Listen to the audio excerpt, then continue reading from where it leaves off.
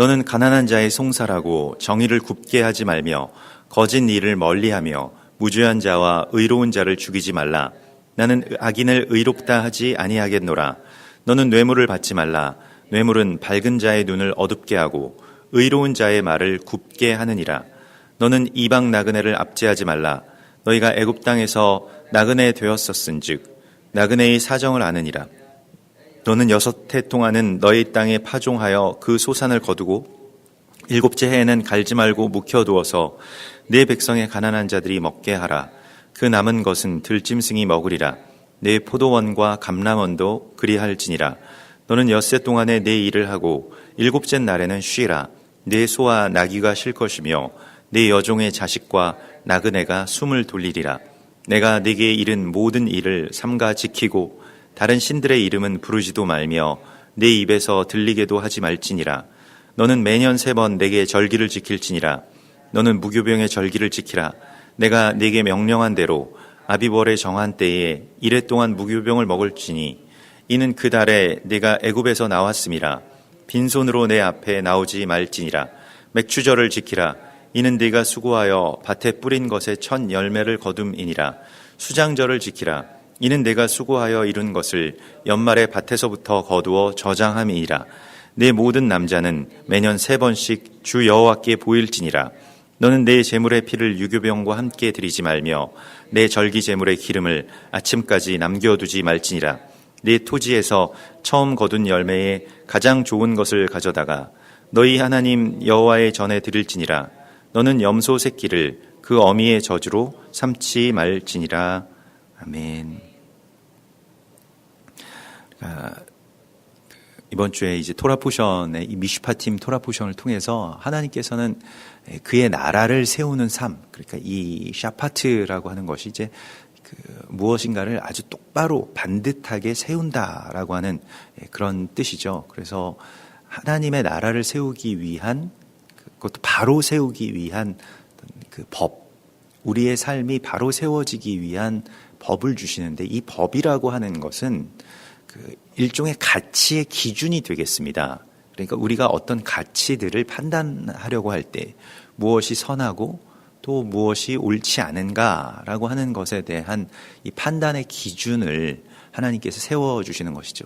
그게 삶에 적용될 때 각자마다 삶의 자리에서 그거 말씀을 적용하면서 살아갈 때 자기 나름대로 이제 그것이 비틀어지고 약간씩 삐딱하게 왜곡될 경향이 있기 때문에 그러한 것을 어떻게 우리로 하여금 바로 세우실 것이냐라고 하는 것을 상당히 이 세부적인 어떤 삶의 자리에서 그 말씀들을 적용하면서 사는 삶이 무엇인지를, 신의 산의 언약 그 10가지의 말씀을 어떻게 삶에서 살아갈 것이냐라고 하는 것에 대해서 우리에게 가르치시고 있습니다. 그래서 오늘은 이제 너는 뇌물을 받지 말라라고 하는 그 말씀을 우리 가운데 주시는데요.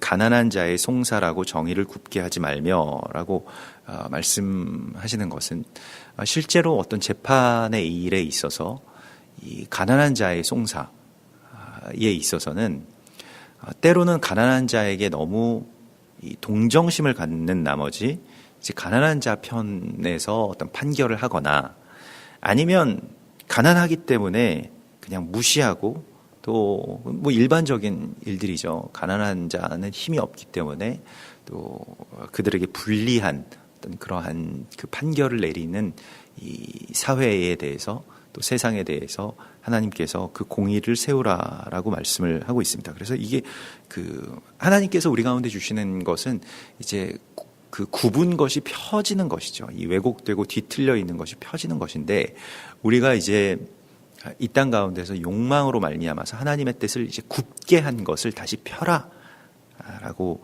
말씀을 하십니다.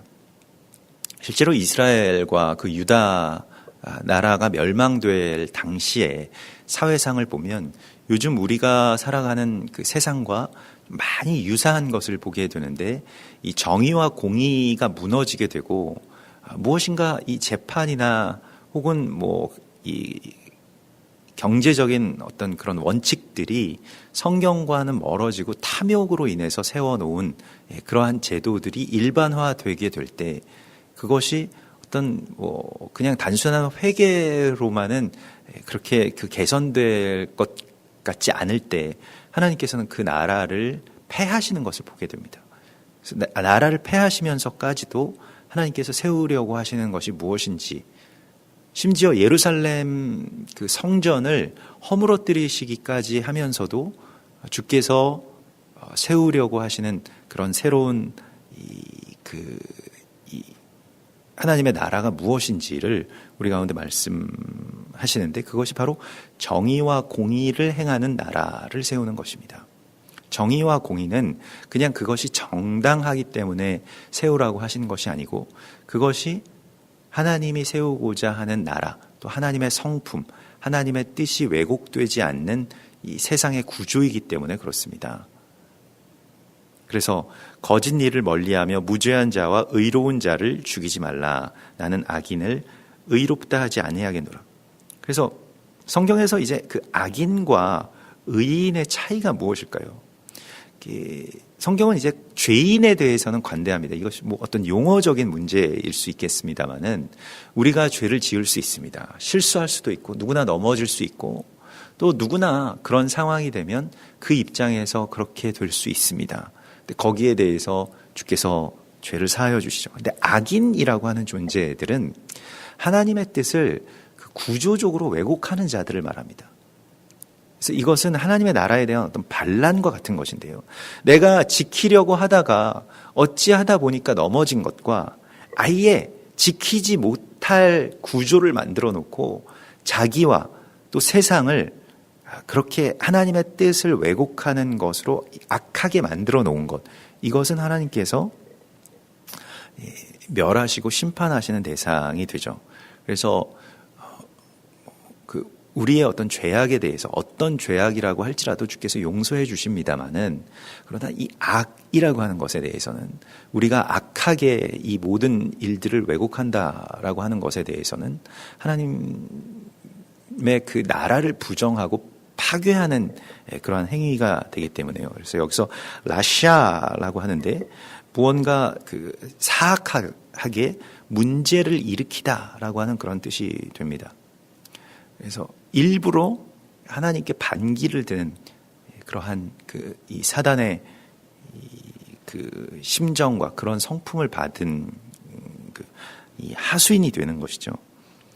그래서 모든 것을 그냥 우리가 그 죄를 지으면 사함을 받을 수가 있지만, 이 악한 일 가운데 거기에 가담하게 되는 것을 성경은 우리 가운데 구별해서 이렇게 경계하시고 있습니다. 그러면서 이제 8절의 말씀에서 너는 뇌물을 받지 말라라고 말씀을 하시는데, 뇌물은 밝은 자의 눈을 어둡게 하고 의로운 자의 말을 굽게 하느니라. 그러니까 세상이 악하게 가는 이유가 이 뇌물 때문인데요. 이 뇌물이라고 하는 것은 이제 불의한 재물을 뜻하는 것이고요. 이 뇌물이라고 하는 것은 이제 그 돈을 사랑하는 사람들, 그러니까 돈의 종교 가운데 있는 사람들에게 있어서는 가장 보면 큰 가치의 기준이 되겠습니다.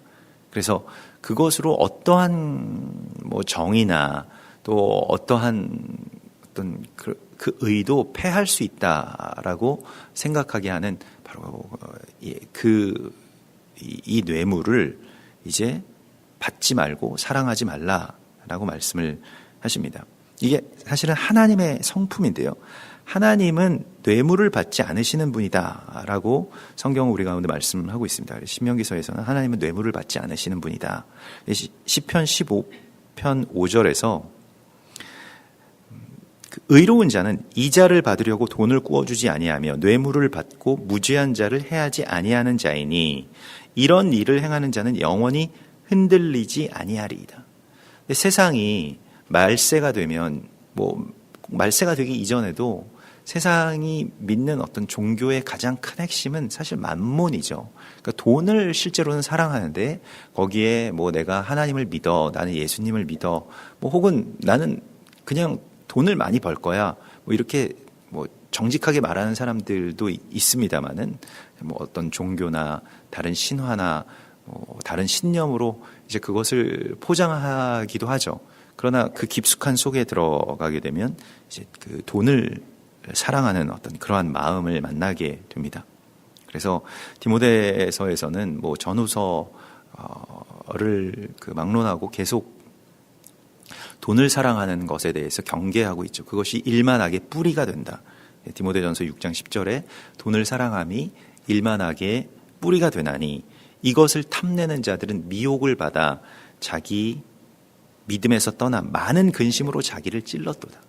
돈을 사랑하게 되면 돈을 많이 버는 게 아니라 근심이 많아지게 되고 그것이 자기를 찌르게 됩니다. 돈을 많이 벌면 많이 벌수록 근심이 더 많아지게 되죠. 그래서 누가복음 16장 14절에서는 바리새인들은 돈을 좋아하는 자들이다 라 이 모든 것을 듣고 비웃었다라고 하는데 어떤 말씀을 듣고 비웃었냐면 예수님께서 이런 말씀을 하십니다. 집 하인이 두 주인을 섬길 수가 없나니 혹 이를 미워하고 저를 사랑하거나 혹 이를 중히 여기고 저를 경히 여길 것임이니라. 너희는 하나님과 재물을 겸하여 섬길 수 없느니라. 사실 그 마지막 때에 교회가 무너지게 된 것, 그러니까 우리가 알고 있는 이 요한계시록의 그 당시에 어떤 종말에 있어서 교회들이 다 문을 닫고 다 이제 이 적그리스도의 표를 받고 그곳으로 넘어가게 되는 그 결정적인 이유들이 사실 뭐 다른 게 아닙니다. 뭐 핍박 때문이 아니었습니다. 돈 때문이었죠. 돈을 택할 것이냐 아니면 하나님을 택할 것이냐 라고 할 때에 처음에는 예수와를 택하고 또 그리로 남은 자들도 있었습니다만은 대부분의 교회들이 이제 돈을 택하게 되었던 것이죠. 마치 가룟 유다가 뭐 그 연복궤를 맡은 자인데 그 연복궤에 손을 대거나 혹은 은30에 이 예수와를 팔아 넘겼던 것과 같이 교회가 어떠한 그 뇌물에 그 비틀거리고 이제 쓰러지게 되는 것을 요한계시록 17장에서는 이렇게 표현하고 있습니다. 그 여자에 대해서요, 음녀라고 표현을 하면서 그것이 요한계시록 17장 4절에서 자줏빛과 붉은빛 옷을 입고 금과 보석과 진주로 끔이고 손에 금잔을 가졌는데 가증한 물건과 그의 음행에 더러운 것들이 가득하더라. 그래서 술에 취해서 막 비틀거리는 어떤 그 음녀의 모습으로 교회가 이 세상에 이 뭐 가증한 물건들, 뭐 금과 보석과 진주 같은 그러한 뭐 최상급의 어떤 그 물건들에 취해서 이제 그리스도 예수와 이 남편을 떠나서 이제 짐승에게로 이렇게 그 들어가게 되는 그러한 어떤 악한 종말들을 이렇게 보게 하십니다. 그리고 우리가 지난주에 이드로장에서 보았던 것과 같이 이 하나님의 나라의 어떤 구조, 이 언약을 받을 만한 구조를 세울 때에 그 이제 1000부장, 뭐 100부장, 50부장, 10부장을 세우라라고 하는 이 이드로의 지혜 가운데서 어떤 사람을 세우라고 말씀하십니까? 불의한 재물을 미워하는 자를 세우라.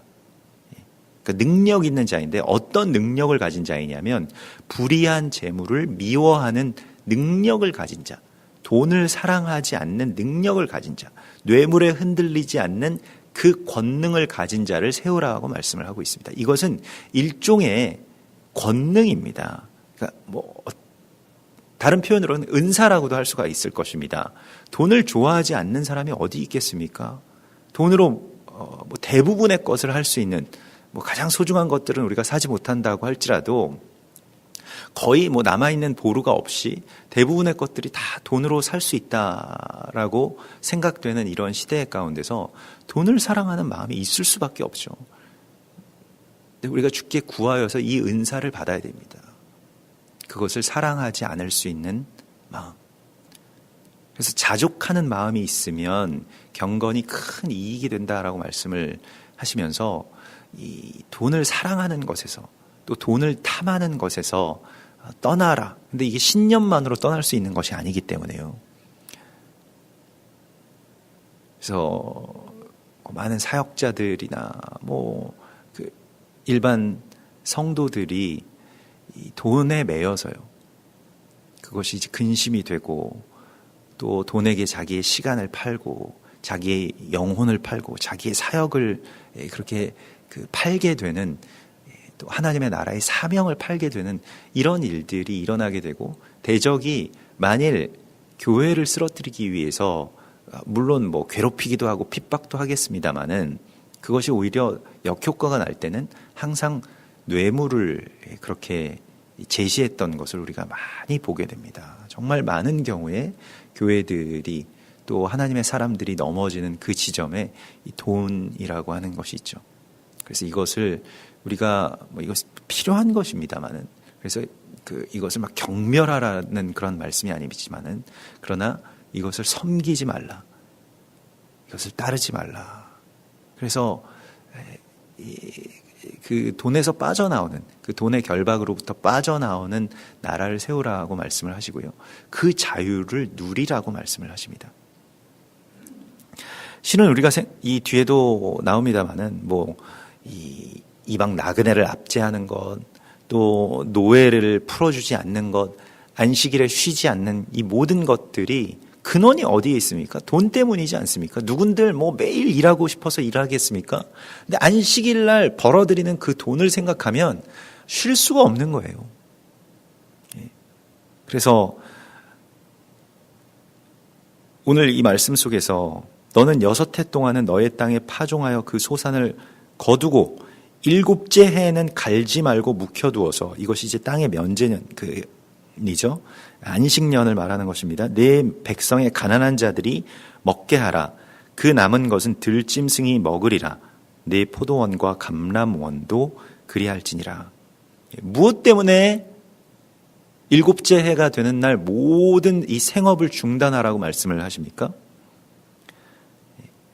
가난한 자들이 먹을 수 있도록, 그리고 들에 있는 짐승들이 와서 먹을 수 있도록 너의 포도원과 감람원에서 그것을 따지 말고 거두지 말라. 내가 쉬어야, 내가 멈추어야 가난한 자들이 먹을 수 있다라고 하는 것입니다. 엄청난 손해를 볼 것입니다. 계산해 보면요.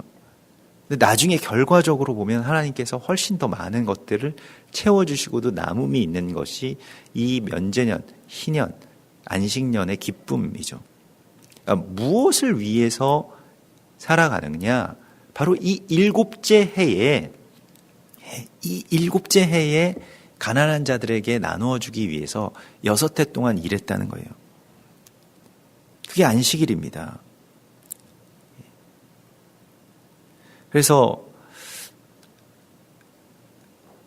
너희의 여종과 너희의 이 여종의 자식과 나그네가 다 숨을 돌리게 되는 것. 그러니까 나그네를 압제하지 말고 나그네를 사랑하고, 또 노예들과 또 모든 이 가축까지도 나의 쉼을 통해서 수혜를 받을 수 있게 하라 라고 말씀을 하시고 있습니다. 우리가 생각할 때 안식일은 그냥 내가 쉬면 되는, 하나님이 나 지쳤으니까 쉬라고 하시나 보다, 이 생각만 우리가 좀 강했는데, 사실은 안식일의 더 큰 본질은 무엇이냐면, 누군가가 나로 인해서, 내가 멈추고 쉬는 것으로 인해서 먹고 수혜를 입는 것, 그것이 안식일의 더 큰 본질인 것입니다.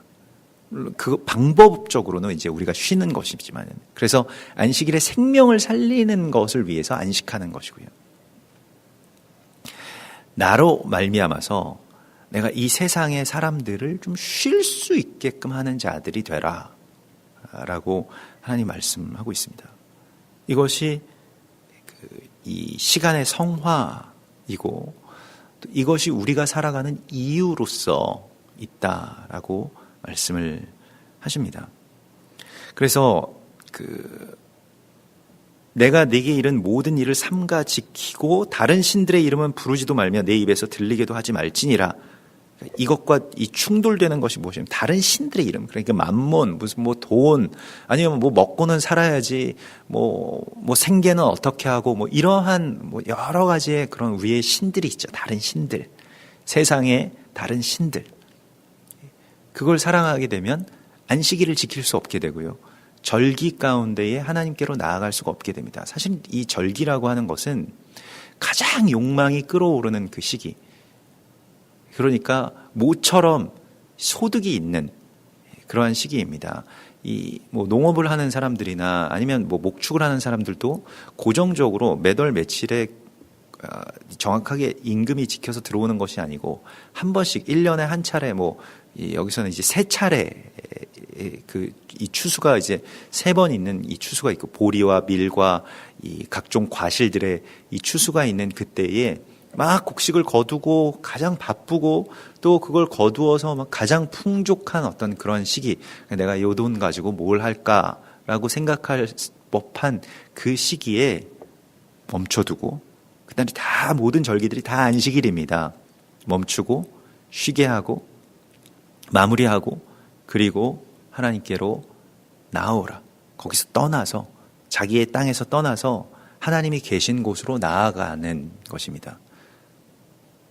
그래서 며칠 동안 그 땅도 쉬게 하고 그 일도 쉬게 하고 또 자신의 욕망도 쉬게 하는 것이죠. 절기를 지킨다라고 하는 것은 자기 집에서 그냥 절기가 되었으니 우리가 뭐 이번에 이 설 명절을 맞는 것과 같이 그렇게 지키는 게 아니고 반드시 1년에 3차례씩 예루살렘으로 나아가야 됐습니다. 뭐 차 타고 갔겠습니까? 비행기 타고 갔겠습니까? 멀리 있는 사람들은 그곳을 향해서 이 시편의 그 성전을 향해서 올라가는 노래들을 계속 부르면서 이 시온의 대로라고 하는 그 길들을 따라서 이제 걸어가는 것이죠. 걸어가면서 같이 또 그 동역자들과 함께 이렇게 걸어가면서 사흘길, 이틀길, 일주일길을 이제 일종의 어찌 보면 그 국토 종단 수련회와 같은 것을 이제 지내게 됩니다. 그러니까 이 기간 동안 자기가 갖고 있었던 어떤 그런 많은 어떤 욕망들을 이 시간 동안 씻어내게 되죠. 그리고 자기의 그 눈앞에 보이는 일들에서 이제 떠날 수가 있게 되고요. 그 자체가 이제 안식이 되는 것입니다. 그래서 우리가 절기를 지킨다라고 하는 것은 단순히 어떤 그 절기의 예식을 우리가 지킨다라고 하는 것보다는 내가 삶에 매여 있었던 것들, 특별히 내가 하나님을 대신해서 사랑했던 어떤 돈과 관련된 것들에서 떠나고 멈추고 그것으로 인해서 나의 주변에 있는 사람들이 수혜를 받을 수 있도록 만드는 것, 그것이 중요한 일이 되겠습니다. 그래서 내가 쉼으로 말미암아서 누가 수혜를 받을 수 있겠는가라고 하는 것에 대해서 우리가 알아야 할 것입니다. 그래서 무교병의 절기 또 이 6월절 절기를 무교병 절기라고 말씀을 하고 있고요. 이게 이 18절의 말씀에서도 내 재물의 피를 유교병과 함께 드리지 말라. 이게 다 욕망과 관련이 있는 것이죠. 누룩, 피 이런 것은 욕망으로 말미암아서 또 다른 사람들을 희생하게 하는 그런 재물들을 그런 삶을 하나님께 드리려고 하지 말아라. 그래서 하나님도 뇌물을 미워하신다. 불의한 재물을 미워하신다라고 말씀하신 이유가 바로 여기에 있습니다. 그래서 또 오순절을 이제 맥추절이라고 부르시면서 이것은 이제 보리를 추수하는 날이고요. 그리고 수장절을 지키라. 이 수장절이 이제 초막절이죠. 그래서 수고하여 이룬 것을 연말의 밭에서부터 거두어 저장함이니라. 그래서 어디에다가 저장할 거냐? 우리의 이 소득을 어디에다 저장할 거냐? 이 세상의 창고에다가 저장하는 것이 아니고 하나님의 나라, 정말로 쥐가 먹지 않고 벌레가 상하지 않고 강도가 들어서 그것을 가져가지 않는 바로 그 나라에다가 쌓아두라라고 말씀을 하시고 있습니다. 근데 우리가 이러한 그 물질의 절기 가운데로 물질을 어디에다가 쌓아두느냐를 결정하는 그 지점이 우리의 삶에 있어서의 어떤 터닝 포인트가 됩니다. 실은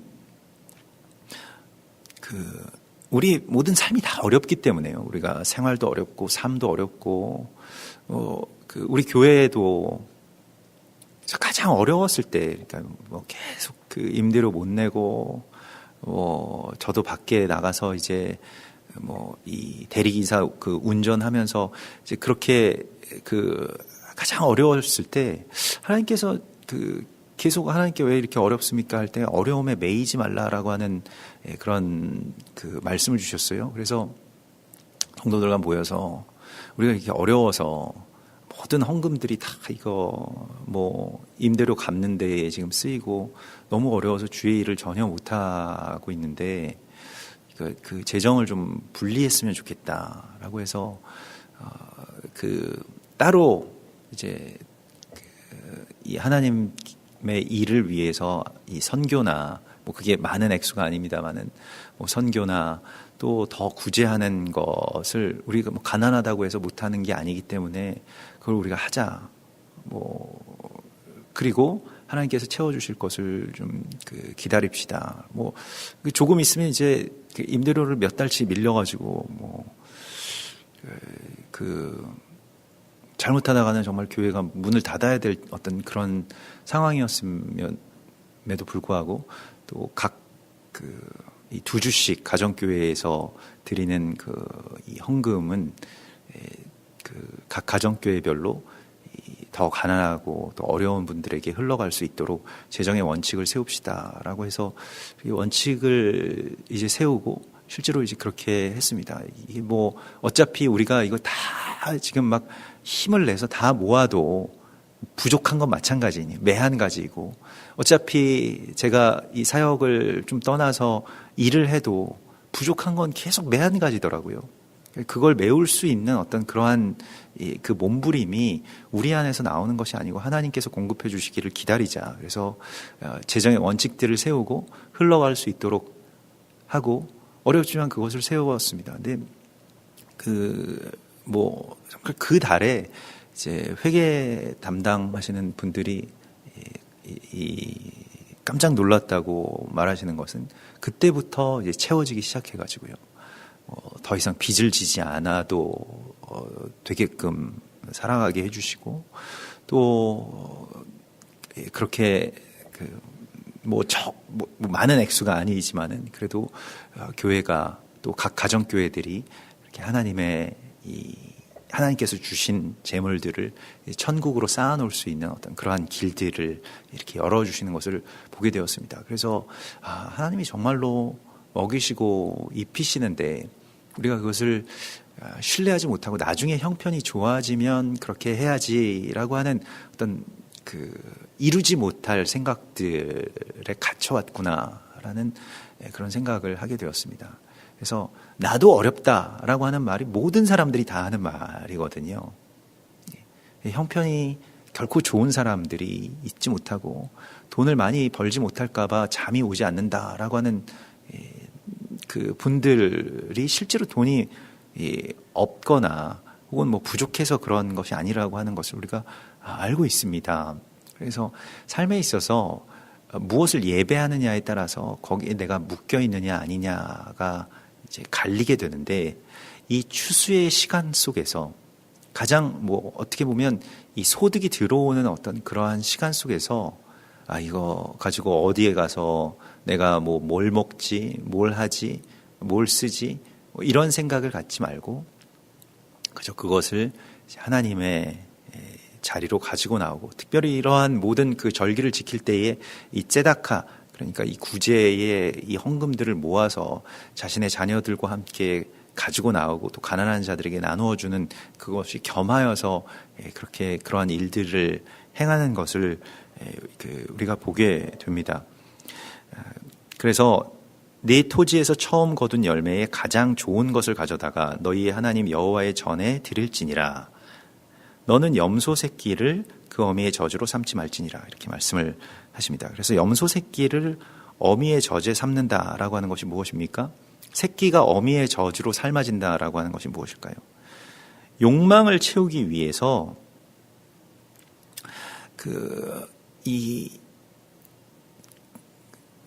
말하자면 말씀이나 이 어미의 젖이라고 하는 것은 그 말씀을 뜻하는 것이죠. 그래서 말씀을 가지고 욕망을 채우기 위한 그러한 도구로 사용하지 말라라고 말씀을 하시고 있습니다. 이게 다산의식에 쓰이는 어떤 그 요리법과 같은 것인데요. 사실은 이 음식을 가지고 주술적인 어떤 그 행위를 하지 말라라고 하는 어떤 가나안 제사를 거부하라라고 하는 명령이 여기에 있습니다. 이것이 이제 보통 일반적으로 그러한 그 추수기나 뭐 그러한 시기 가운데에 이제 가나안 제사의 어떤 본질적인 출발점에 있는 요리 제사법이고요. 근데 그 다른 의미에서는 뭐 신명기 14장에서도 이 말씀이 나오는데 말씀이 또 진리가 혹은 이러한 어떤 그 하나님을 믿는 이 방편들이 새끼를 삶아 죽이는 일이 되어서는 안 된다라고 말씀을 하십니다. 이게 뭐 율법주의나 종교의 영이 그렇고요. 사실 율법주의가 토라로 말미암아서 새끼들을 다 삶아 죽이려고 하는 것과 비슷한 어떤 그런 일이죠. 그래서 이 하나님의 말씀으로 다른 사람들을 판단하거나 또 평가하거나 또 그것을 삶아서 죽이려고 하는 그런 일들을 하지 말라. 이게 그 토라에서 그 중간중간에 나오는 어떤 그 하나님의 서명과도 같은 그 구절입니다. 이 반복해서 나오는데 어미의 저주로 새끼를 삼지 말라라고 하는 그 말씀입니다. 하나님을 빙자해서 사람들의 피를 빨아먹고 또 억압하고 압제하는 그러한 일들을 하나님이 미워하신다라고 말씀을 하십니다. 이것은 가증한 일이죠. 뭐 가톨릭에서 면죄부를 팔거나 아니면 경건을 자기 이익의 방편으로 삼는 그러한 종교인들이 되는 것에 대한 경계입니다. 이건 그냥 어미의 저지 자녀에게 파는 게 아니잖아요.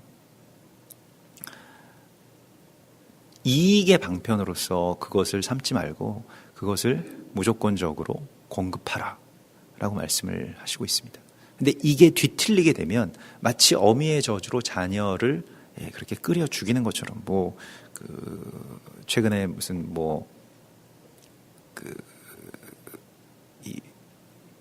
드라마에서도 자녀들을 막 다 죽이는 그런 부모들의 이야기가 있다고 하더라고요. 그래서 이제 이 왜곡된 어떤 교육 혹은 그 욕망을 향해서 치닫는 어떤 그런 모든 그 우리의 삶의 이야기들이 또 우리가 제시하는 어떤 삶이 자녀들을 삶아 죽이는 것이 아닌가. 우리의 입에서 나오는 모든 말씀들이 자녀들을 삶아 죽이는 것이 되지 않도록 하라라고 주께서 말씀을 하십니다. 사실은 이것이 이제 몰래에게 내어주지 말라. 그래서 자녀를 불에 그렇게 가게 하는 어떤 그 몰렉 제사와도 연결이 되어 있고요. 사실은 우리가 그 자녀들을 교육한다라고 하는 것이 그 개인적인 이야기이기도 하지만 이게 우리가 어떤 삶을 무엇을 위해서 살아가느냐에 대한 그 결정타입니다. 내가 자녀들을 어떻게 기르고 있느냐, 어떤 가치로 기르고 있느냐라고 하는 것에 있어서요. 그래서 그것을 쉬게 하는 자가 되고 풀어주는 자가 되라고 말씀을 하십니다. 우리가 이 세상 속에서 어떤 욕망이 막 꿈틀거리면서 그것이 막 우리의 일을 계속 움직이게 하는 그 모든 것에서 멈추어서 하나님께서 이 땅 가운데서 세우시고자 하는 그 나라, 또 우리가 왜 일을 하고 왜 수고하고 또 왜 이때까지 땀 흘리면서 일했는지를 아는 바로 그 시간, 그것이 우리가 풀어주기 위해서, 우리가 다른 사람들 쉬게 하기 위해서, 더 나보다 연약한 사람들을 돕기 위해서 살아간다라고 하는 그 원칙이 우리에게 먼저 세워지고, 그리고 삶이 거기에 따라가게끔 우리가 더 열심히 수고하고 애쓰라고 주께서 말씀을 하십니다. 그래서 이 주님의 뜻 가운데서 우리가 나중에 상황이 나아지면 돈을 많이 벌면 주의 일을 하겠습니다라고 하는 것이 아니고, 하나님께서 이렇게 먼저 세우라고 말씀하시는 이 삶의 그 뼈대를 먼저 세워놓고 하나님의 역사를 기다릴 때 주님의 놀라우신 그 은총이 또 만족하게 하시는 하나님의 복이 우리 가운데 임하실 것이라고 주께서 약속하십니다. 같이 기도하겠습니다. 하늘에 계신 우리 아버지시여, 이름이 거룩히 여김을 받으시오며 나라의 임하옵시며 뜻이 하늘에서 이룬 것 같이 땅에서도 이루어지이다. 오늘날 우리에게 일용할 양식을 주옵시고 우리가 우리에게 죄 지은 자를 사하여 준 것 같이 우리 죄를 사하여 주옵시고 우리를 시험에 들게 하지 마옵시며 다만 악에서 구하옵소서. 대개 나라와 권세와 영광이 아버지께 영원히 있사옵나이다. 아멘.